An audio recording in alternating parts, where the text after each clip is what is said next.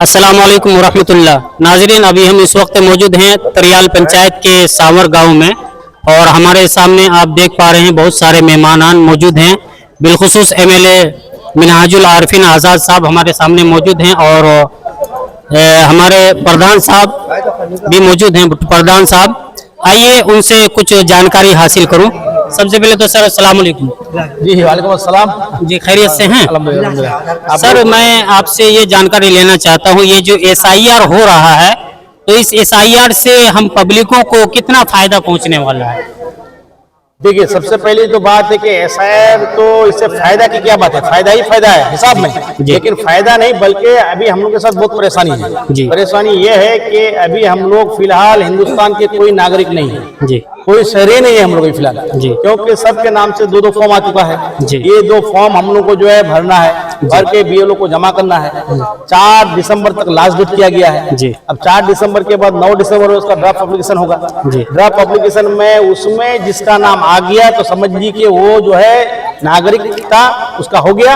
अगर नहीं आया तो फिर उसके साथ परेशानी ही परेशानी है। इसलिए ये बिल्कुल इस टाइम में इलेक्शन कमिश्नर को जो नहीं करना चाहिए था, इससे पहले भी एसआईआर हुआ है। एसआईआर का मतलब होता है कि बीएलओ घर पे आएंगे, आने के बाद जो है जो डेथ कर गया है, जो शिफ्ट हो गया है, वो सब कुछ बात दे करके फाइनल लिस्ट को पब्लिश करेंगे। और 2002 में यही काम करने के लिए तकरीबन 2 साल लगा था और अभी जो है सबको फॉर्म दे दिया गया है। और उसमें जो है कुछ पेचीदगी, कुछ मसला भी फॉर्म में है कि रिलेटिव, पहले तो इलेक्शन कमीशन बोलते थे कि रिलेटिव का नाम होने से हो जाएगा, तो रिलेटिव में हम लोग तो भाई बहन सब कुछ समझते हैं, लेकिन फॉर्म जब ऑनलाइन किया जाता है तो उसमें सिर्फ ग्रैंडफादर यानी कि दादा दादी नाना यही दिखा रहा है। ये एक आदमी के साथ परेशानी है, क्योंकि बहुतों का दादा दादी बहुत पहले मर चुका है, 2002 में है नहीं। अब 2002 में जो है जाहिर सी बात है कि वो दे नहीं पा रहा है बेचारा।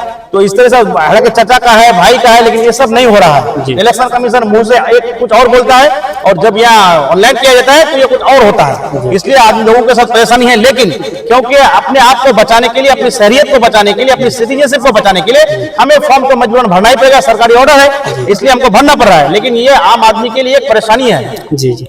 अच्छा, तो सर इस एसआईआर से कहीं ऐसा तो नहीं कि सियासी लोग हमारा फायदा उठाएंगे? नहीं, देखिए इसमें सियासी लोगों को फायदा की क्या बात है। आज देखिए, आप देख रहे हैं एमएलए साहब हमारे घूम रहे हैं तकरीबन डेली, हर अंचल में, हर बूथ में घूम रहे हैं एमएलए साहब। जी घूम रहे हैं इस वजह से नहीं कि वो जिस पार्टी से बिलोंग्स करते हैं उस पार्टी के लोगों को सिर्फ कहने के लिए, बल्कि जिस बूथ में जाते हैं उस बूथ के तमाम अवाम से वो यही फरियाद कर रहे हैं कि आप लोग जो है चाहे जो भी पॉलिटिकल पार्टी से या जो भी सियासी पार्टी से ताल्लुक रखते क्यों ना हो, लेकिन फॉर्म को आप लोग जो है बीएलओ तक 2 दिन के अंदर बिल्कुल जमा कर दीजिए। क्योंकि अगर किसी का भी, चाहे वो कोई भी सियासी पार्टी से ताल्लुक रखता, किसी का भी अगर फाइनल लिस्ट में नाम नहीं आता है या फॉर्म भरने से आप चूक हो जाती है आपसे, तो उससे सबसे ज्यादा हमको जो है दुख पहुंचेगा, हम लोगों को भी दुख पहुंचेगा। इसलिए हम लोग जो है इसको लेकर के गाँव गाँव में घूम रहे हैं। एमएलए साहब, हम लोग पंचायत बॉडी सब लोग घूम रहे हैं, आदमी को कह रहे हैं कि आप लोग बीएलओ का फॉर्म जमा कीजिए ताकि किसी भी तरह से आपका नाम बाद ना पड़ जाए। अच्छा सर, तो ये जो हम लोगों को फॉर्म मिला है तो एक आदमी को सिर्फ एक ही फॉर्म मिला है, तो इसको बड़ा सोच समझ करके कलम चलाने की जरूरत है। अगर मान लीजिए कि इसको फॉर्म फिलअप करने में कहीं हमसे चूक हो गई हो तो उसका रास्ता हम कैसे इख्तियार करें? देखिए, फॉर्म एक आदमी के नाम से 2 आया है जी, 2 फॉर्म आया है। एक में तो आपको अपना डिटेल्स 2025 का यहाँ देना है। दूसरा, अगर आपका 2002 में है तो इस कॉलम में बाएं तरफ आपको दे देना है। अगर 2002 में आपका नाम नहीं है, आपका दादा दादी या माँ बाप जिसका भी है, इस बाएं वाला कॉलम है, दाएं वाला कॉलम में हम उसको दे देंगे। अब हो सकता है कि कलम की बात है तो लिखते हो कहीं मेरा कोई मिस्टेक हो गया, मान लीजिए ये वाला मिस्टेक हो गया, इसमें आपको करना क्या है कि एक कलम से सिर्फ एक लाइन में काट देना है, एक ही लाइन में, ऐसे ज्यादा करना नहीं है, एक लाइन में काट करके उसके बगल में आप लिख दीजिए जी। ये ऑप्शन है आपके साथ। अच्छा अच्छा, चलिए, ये थे हमारे प्रधान साहब जो हमको बहुत ही अच्छा जानकारी दे रहे हैं। और हमारे सामने एडवोकेट जनाब कौसर रजा साहब तिबला हैं।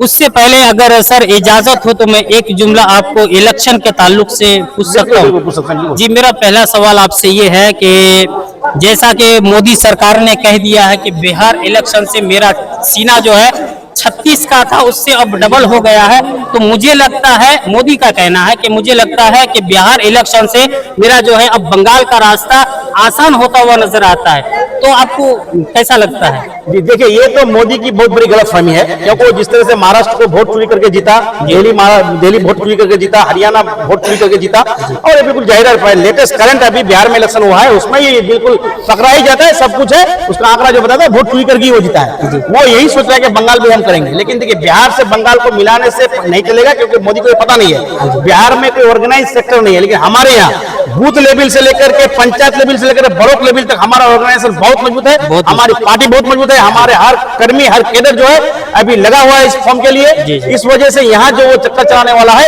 ये चक्कर एसआईआर से उसका कुछ होने वाला नहीं है। बाकी इलेक्शन का टाइम जब आएगा, हमारे कर्मी उसको इस बार बता देंगे कि बंगाल में जो है वो पहले जिस पोजीशन में था उससे भी वो नीचे आ जाएगा।